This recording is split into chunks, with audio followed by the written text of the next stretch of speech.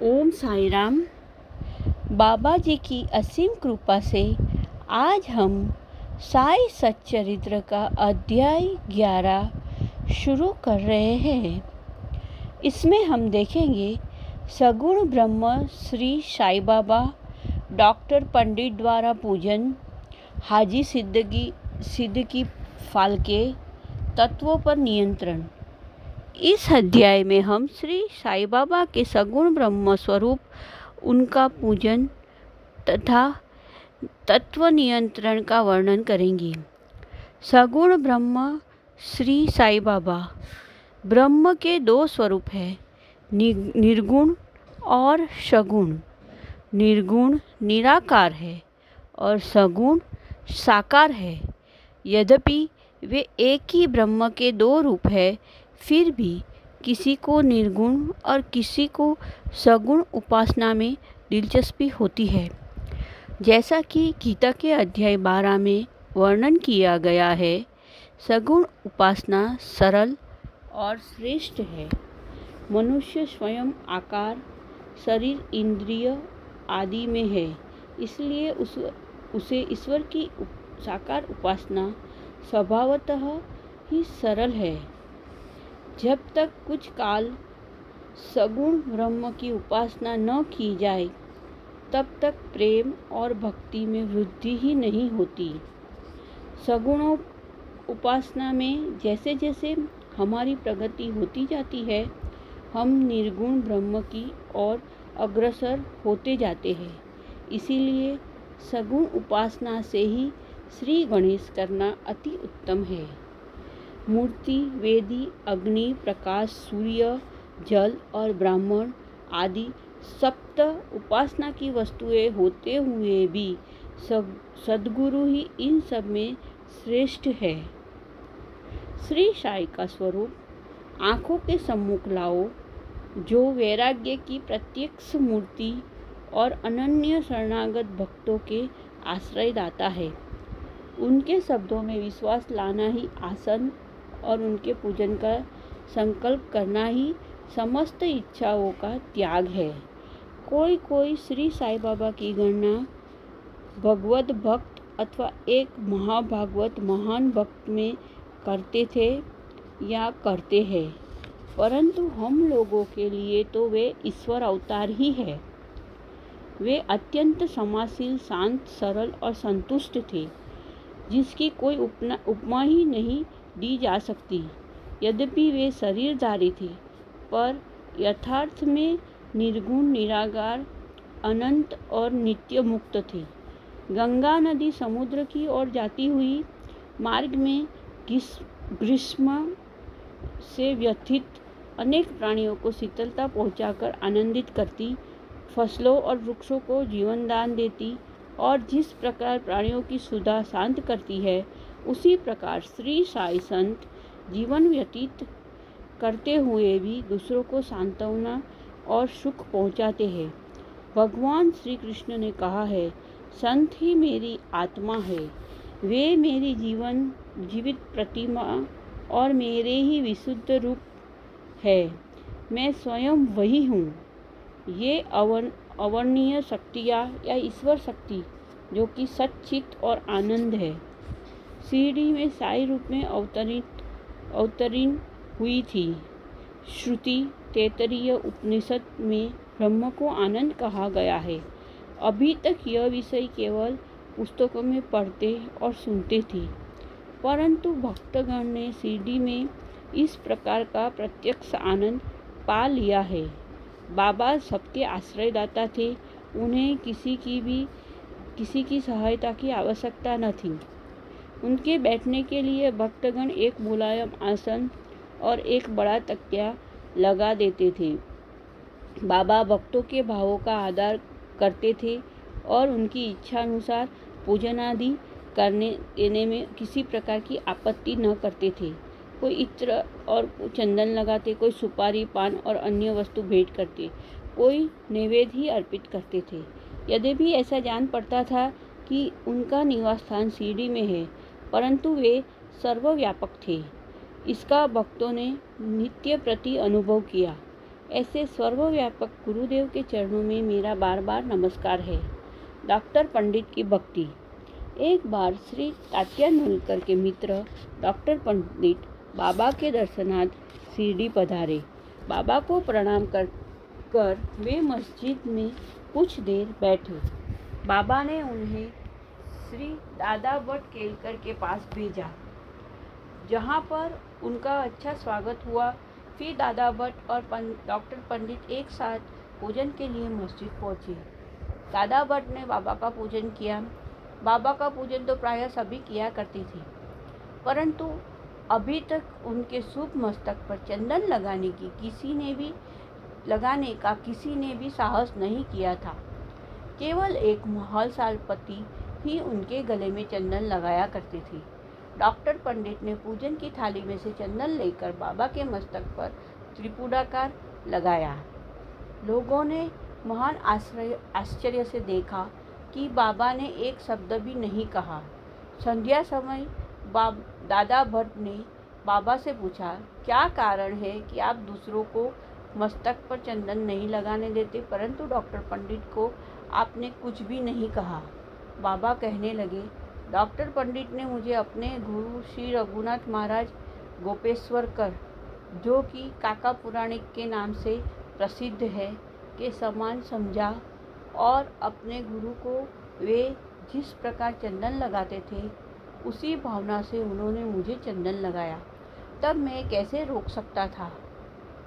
पूछने पर डॉक्टर पंडित ने दादा भट्ट से कहा कि मैंने बाबा को अपने गुरु काका पुराणिक के समान जानकर ही उन्हें त्रिपुराकार चंदन लगाया है, जिस प्रकार मैं अपने गुरु को सदैव लगाया करता था। यद्यपि बाबा भक्तों को उनकी इच्छानुसार ही पूजन करने देते थे, परंतु कभी कभी तो उनका व्यवहार विचित्र ही हो जाया करता था। जब कभी वे पूजन की थाली फेंक कर रुद्रावतार धारण कर लेते, तब उनके समीप जाने का साहस किसी को न हो सकता था। कभी वे भक्तों को झिड़कते और कभी मोम से भी नरम होकर शांति और क्षमा मूर्ति से प्रतीत होते थे। कभी कभी वे क्रोधावस्था में कंपायमान हो जाते और उनके लाल नेत्र चारों ओर घूमने लगते थे, तथापि उनके अंतःकरण में प्रेम और मातृ स्नेह का स्रोत बहा ही करता था। भक्तों को बुलाकर वे कहा करते थे कि उन्हें तो कुछ नाती नहीं है कि वे कब उन पर क्रोधित हुए। यदि यह संभव हो कि समुद्र नदियों को लौटा दे, तो वे भक्तों के कल्याण की भी उपेक्षा कर सकते हैं। वे तो भक्तों के समीप ही रहते हैं और जब भक्त उन्हें पुकारते हैं वे तुरंत ही उपस्थित हो जाते हैं। वे तो सदा भक्तों के प्रेम के भूखे हैं। हाजी सिद्दीक फाल्के। यह कोई नहीं कह सकता था कि कब श्री साईं बाबा अपने भक्त को अपना कृपा पात्र बना लेंगे। यह उनकी इच्छा पर निर्भर था। हाजी सिद्दीक फाल्के की कथा इसी का उदाहरण है। कल्याण निवासी एक यवन, जिनका नाम सिद्दीक फाल्के था, मक्का शरीफ का हज करने के लिए शिरडी आए। वे चावड़ी में उत्तर की ओर रहने लगे। वे मस्जिद के सामने खुले आंगन में बैठा करते थे। बाबा ने उन्हें 9 माह तक मस्जिद में प्रविष्ट होने की आज्ञा न दी और न ही मस्जिद की सीढ़ी चढ़ने दी। फाल्के बहुत निराश हुए और कुछ निर्णय न कर सके कि कौन सा उपाय काम में लाए। लोगों ने उन्हें सलाह दी कि आशा न त्यागो। श्यामा श्री साईं बाबा के अंतरंग भक्त है। तुम उनके ही द्वारा बाबा के पास पहुंचने का प्रयत्न करो। जिस प्रकार भगवान शंकर के पास पहुंचने के लिए नंदी के पास जाना आवश्यक होता है, उसी प्रकार बाबा के पास भी श्यामा के द्वारा ही पहुंचना चाहिए। फाल्के को यह विचार उचित प्रतीत हुआ और उन्होंने श्यामा से सहायता की प्रार्थना की। श्यामा ने भी आश्वासन दे दिया और अवसर पाकर बाबा से इस प्रकार बोले कि बाबा, आप उस बूढ़े आजी को मस्जिद में किस कारण नहीं आने देते। अनेक भक्त स्वेच्छापूर्वक आके दर्शन को आया जाया करते हैं। कम से कम एक बार तो उसे आशीष दे दो। बाबा बोले, श्यामा, अभी तुम नादान हो। यदि अल्लाह नहीं आने देता तो मैं क्या करूं? उनकी कृपा के बिना कोई भी मस्जिद की सीढ़ियां नहीं चढ़ सकता। अच्छा, तुम उससे पूछ के आओ कि क्या वह 12वीं कुएं की निचली पगडंडी पर आने को सहमत है। श्यामा स्वीकारात्मक उत्तर लेकर पहुंचे। फिर बाबा ने पुनः श्यामा से कहा कि उससे फिर पूछो कि क्या वह मुझे 4 किस्तों में 40,000 रुपये देने के तैयार है। फिर श्यामा उत्तर लेकर लौटे कि आप कहे तो 40 लाख रुपए देने को तैयार हूँ। मैं मस्जिद में एक बकरा हलाल करने वाला हूँ। उससे पूछो कि उसे क्या रुचिकर होगा, बकरे का मांस, नाद या अंडकोश। श्यामा यह उत्तर लेकर लौटे कि यदि बाबा के भोजन पात्र में से एक ग्रास भी मिल जाए तो हाजी अपने को सौभाग्यशाली समझेगा। यह उत्तर पाकर बाबा उत्तेजित हो गए और उन्होंने अपने हाथ से मिट्टी का बर्तन, पानी की गागर उठाकर फेंक दी और अपनी कपनी उठाए सीधे हाजी के पास पहुँचे। वे उनसे कहने लगे कि व्यर्थी नमाज क्यों पढ़ते हो, अपनी श्रेष्ठता का प्रदर्शन क्यों करते हो। यह वृद्ध हाजियों के समान वेशभूषा तुमने क्यों धारण की। क्या तुम कुरान शरीफ का इस प्रकार पठन करते हो। तुम्हें अपने मक्का हज का अभिमान हो गया है, परंतु तुम मुझसे अनभिज्ञ हो। इस प्रकार डांट सुनकर हाजी घबरा गया। बाबा मस्जिद को लौट आए और कुछ आमों की टोकरियां खरीदकर हाजी के पास भेज दी। वे स्वयं भी हाजी के पास गए और अपने पास से 55 रुपये निकालकर हाजी को दिए। उसके बाद से ही बाबा हाजी से प्रेम करने लगे तथा अपने साथ भोजन करने को बुलाने लगे। अब हाजी भी अपनी इच्छा अनुसार मस्जिद में आने जाने लगे। कभी कभी बाबा उन्हें कुछ रुपये भी भेंट में दे दिया करते थे।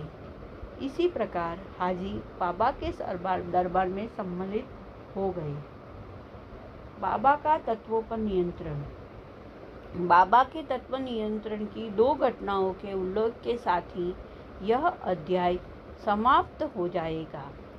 एक बार संध्या समय सीढ़ी में भयानक झंझावत आया और आकाश में घने काले बादल छाए हुए थे।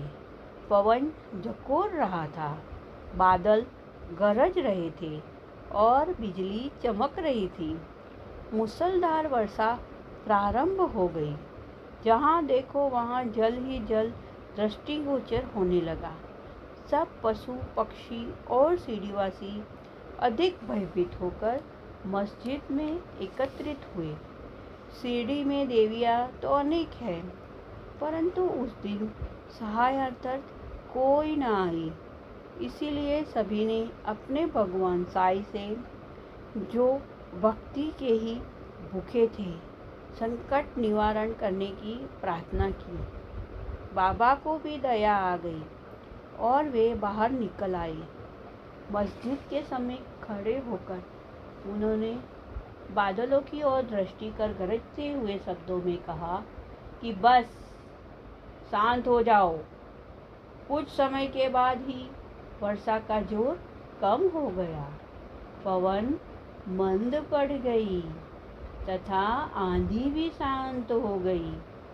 आकाश में चंद्रदेव उदित हो गए। तब सब लोग अति प्रसन्न होकर अपने अपने घर लौट आए। एक अन्य अवसर पर मध्याह्न के समय धूनी की अग्नि इतनी प्रचंड होकर जलने लगी कि उसकी लपटें ऊपर छत तक पहुंचने लगी। मस्जिद में बैठे हुए लोगों को समझ में न आता था कि जल डालकर अग्नि शांत करें या कोई अन्य उपाय काम में लाए। बाबा से पूछने का साहस भी कोई नहीं कर पा रहा था, परंतु बाबा शीघ्र परिस्थिति को जान गए। उन्होंने अपना सटका उठाकर सामने के खंभे पर बलपूर्वक प्रहार किया और बोले, नीचे उतरो और शांत हो जाओ। सटके की प्रत्येक ठोकर पर लपटें कम होने लगी और कुछ ही मिनटों में धुनी शांत और यथापूर्वक हो गई। कोई श्री साई ईश्वर के अवतार है जो उनके सामने नत होकर उनके शरणागत होगा, उस पर वे अवश्य कृपा करेंगे। जो भक्त इस अध्याय की कथाएं प्रतिदिन श्रद्धा और भक्तिपूर्वक पठन करेगा, उसका दुखों से शीघ्र ही छुटकारा हो जाएगा। केवल इतना ही नहीं, वरन उसे सदैव श्री साई चरणों का स्मरण भी बना रहेगा। उसे अल्पकाल में ही ईश्वर दर्शन की प्राप्ति होकर उसकी समस्त इच्छाएं पूर्ण हो जाएगी। इस प्रकार वह निष्काम बन जाएगा। श्री सद्गुरु साईनाथ अर्पणमस्तु। शुभम भवतु। अध्याय 11 समाप्त। श्री साईनाथ अर्पणमस्तु। ओम साईराम। Thank you.